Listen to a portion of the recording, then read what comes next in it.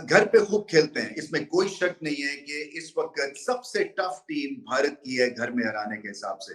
मगर जो तूती बोल रहा है भारत की क्रिकेट का और इस क्रिकेट टीम का रोहित शर्मा की कप्तानी में टेस्ट हुए पहली दफा, इसका मतलब है कि बहुत प्रोग्रेस कर गया इंडिया इन टेस्ट क्रिकेट। बहुत ज्यादा मेरे और आपके कहने से नहीं, वैसे ही इंडियन टीम ने ऐसे तैयारी की, हमारी तरह ब्लंडर नहीं मारे 4-4 फास्ट बॉलर्स खिला के, विदाउट स्पिनर्स खेल के। उनके पास भी फास्ट बॉलर हैं, खेल सकते हैं। 2 स्पिनर खिलाए थे, क्यों? कि बॉल स्पिन होगा चौथी बारी में, तो तीसरी बारी समझे ना, अभी तो वो हुआ। तो क्रेडिट किसको जाता है? क्यूरेटर को, जिन्हें पिच बनाना आती है, जिसपे टेस्ट मैच खेला जाता है। किया हुआ है और नए से नए सुपरस्टार्स निकालते हैं, नए से नए हैरानकुन परफॉर्मेंस निकालते हैं, जिसकी वजह से इस टीम की रिस्पेक्ट है ना सिर्फ भारत में बल्कि ओवरसीज टेरिटरी में भी जाके अपना।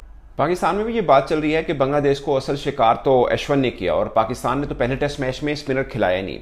बांग्लादेश को इतनी बड़ी शिकस्त हो जाएगी ये मुझे लगता है बांग्लादेश ने सोचा भी नहीं था।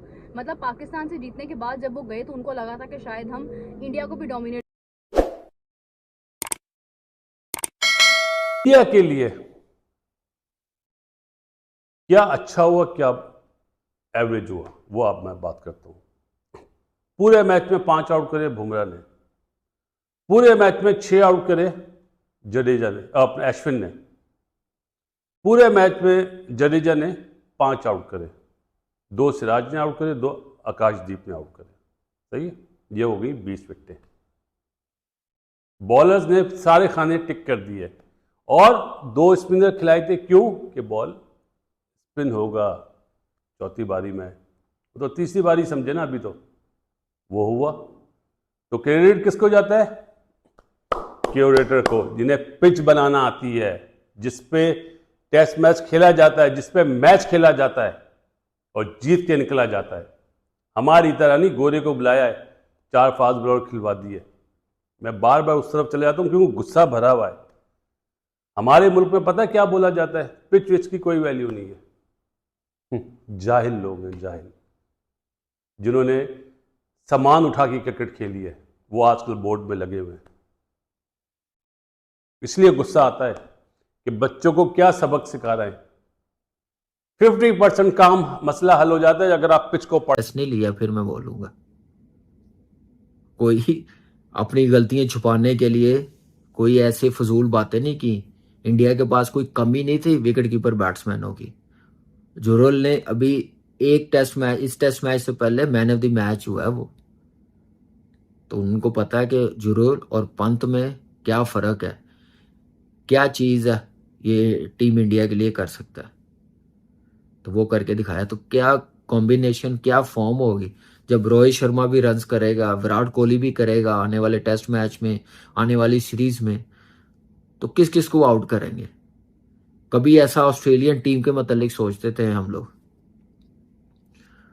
2000 में, 2002, 3, 10 तक, 11 तक, कि किस किस को आउट करें। तो आज इंडियन टीम को हार्ड बॉलिंग लाइनअप हर टीम सोचती है कि किस किस को आउट करें। जब ये रन्स कर लेंगे और केएल राहुल रन्स करेगा 6ठे नंबर पे आके, विराट कोहली, रोहित, तो वो वैसे ही मेंटली टीम गिर जाती है। क्योंकि हम लोगों ने ऐसे होता था कभी कभार जब ऑस्ट्रेलिया से खेलते थे, साउथ अफ्रीका से खेलते थे, जब उनकी बाउचर 7वें 8वें नंबर पे आता था। तो ये आजकल इंडिया की टीम बनी है सिर्फ क्या, अपनी प्लानिंग की वजह से, अपनी अप्रोच की वजह से। कोई पर्सनल एजेंडे नहीं थे इनके,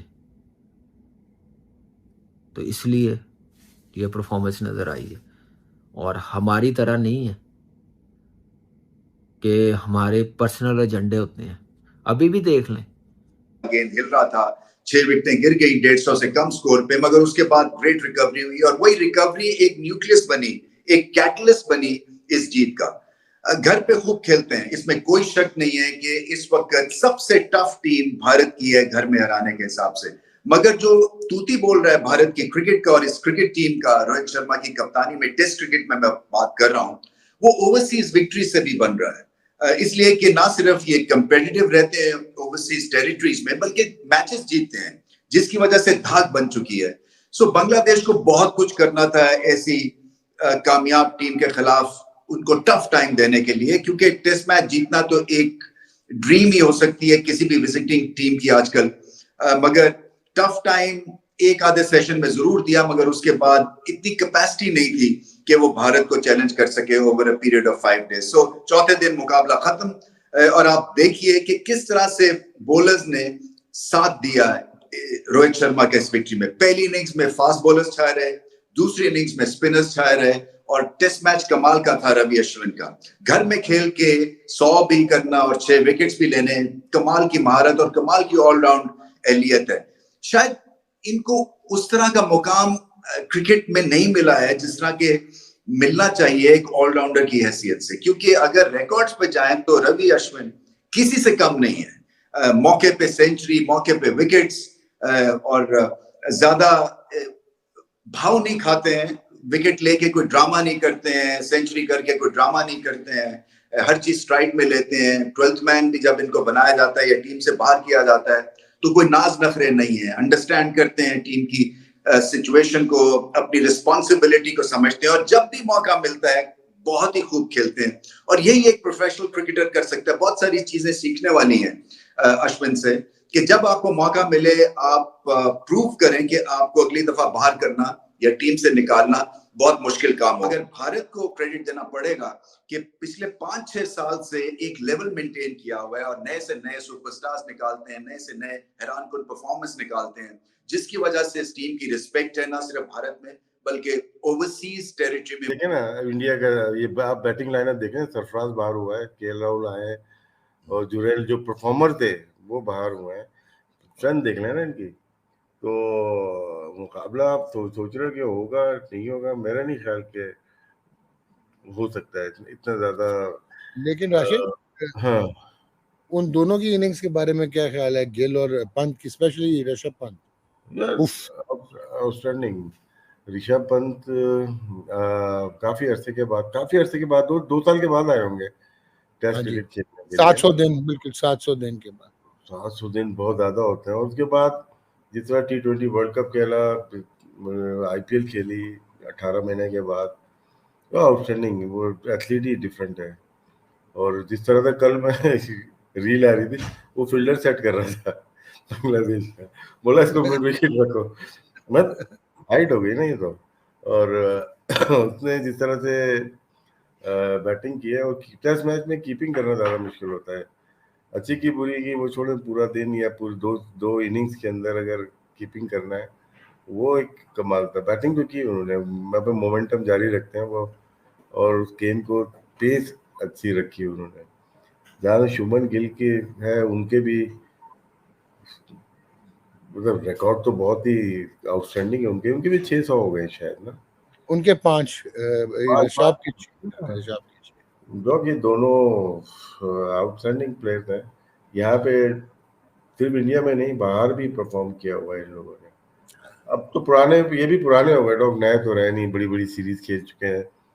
ऑस्ट्रेलिया में परफॉर्म किया, इंग्लैंड में भी किया है, ठीक है, और साउथ अफ्रीका में भी लेवल सीरीज की है।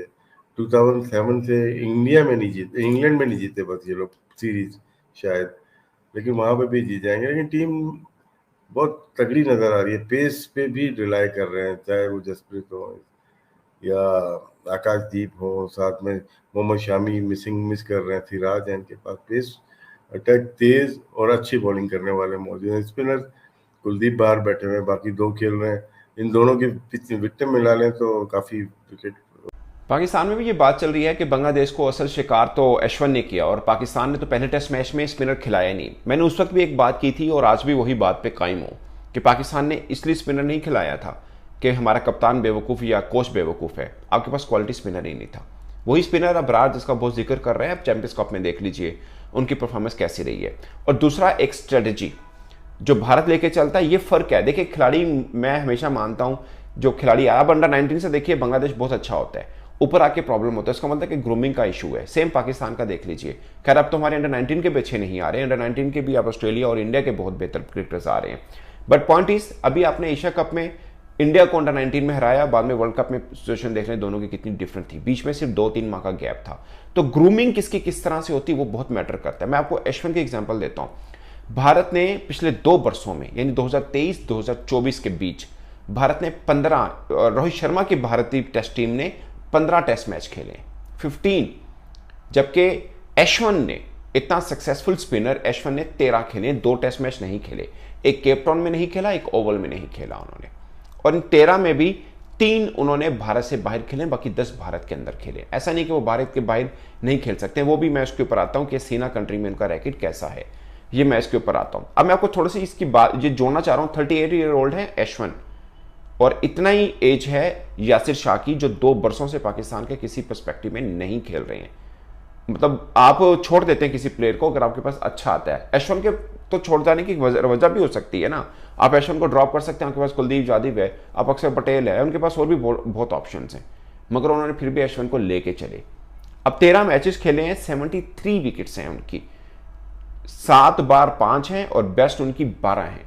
सिर्फ 13 मैच की बात कर रहा हूं, 7 बार 5 हैं, बेस्ट 12 हैं। इसमें 230 प्लस उनके बैटिंग के रन भी हैं, 100 है, 150 है। ये है एशवन फुल पैकेज के साथ, ठीक है।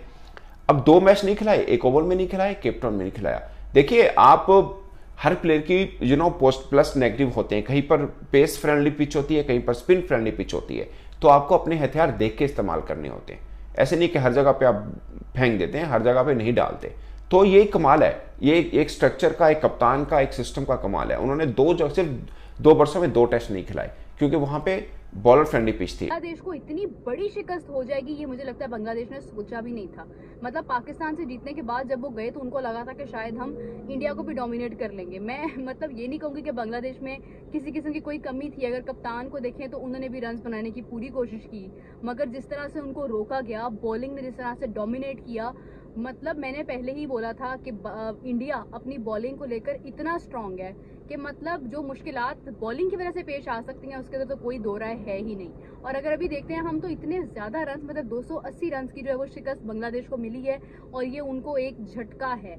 मतलब लिटरली अगर आप पाकिस्तान में देखें, यही बैट्समैन थे बांग्लादेश के जिन्होंने पाकिस्तान को बुरी तरह से हराया था। मतलब हर लिहाज से पाकिस्तान को फेल कर दिया था, बैटिंग में, बॉलिंग में इतने ज़्यादा रन्स बनाए थे उन्होंने, उनकी सेंचुरीज हो रही थी, डबल सेंचुरीज होने को थी।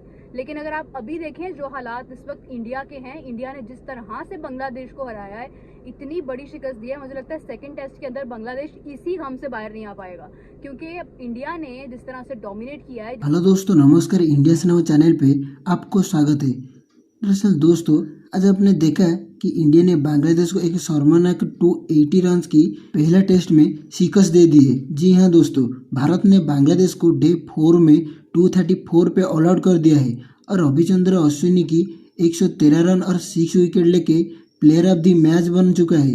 इसके अलावा जडेजा ने 3 विकेट और बुमराह ने 1 विकेट लिया है। इसको देख के पाकिस्तान की मीडिया को हैरानी की भारत ने ऐसा हाल बांग्लादेश का किया है। पाकिस्तान सोच रहा था कि बांग्लादेश पाकिस्तान को हरा दिया, इसलिए भारत को भी हरा देगा। सभी पाकिस्तान और पाकिस्तान की मीडिया इस टेस्ट मैच को देख रहे थे, लेकिन बांग्लादेश पहला टेस्ट इंडिया से हारना देख के ये समझ चुका है कि भारत कितना बड़ा टीम है और भारत को भारत में हराना ये नामुमकिन है। भारत लास्ट टाइम 2012-13 में सीरीज हारा था इंग्लैंड से। इसके बाद भारत लगातार 17 टेस्ट सीरीज जीत चुका है। सिर्फ बांग्लादेश नहीं, ऑस्ट्रेलिया, साउथ अफ्रीका, न्यूजीलैंड, यहाँ की इंग्लैंड की बेसबॉल भी इधर 4-1 से हार गया था। पाकिस्तान ये सोचना चाहिए कि ये इंडिया है और पाकिस्तान नहीं। तो दोस्तों, आज के लिए इतना ही। यदि आपको वीडियो अच्छी लगी तो आप वीडियो को लाइक और चैनल को सब्सक्राइब जरूर करिए। वीडियो का कौन सा पार्ट आपको अच्छा लगा आप कमेंट सेक्शन में बता सकते हैं। मैं मिलता हूँ नेक्स्ट वीडियो पे, तब तक जय हिंद।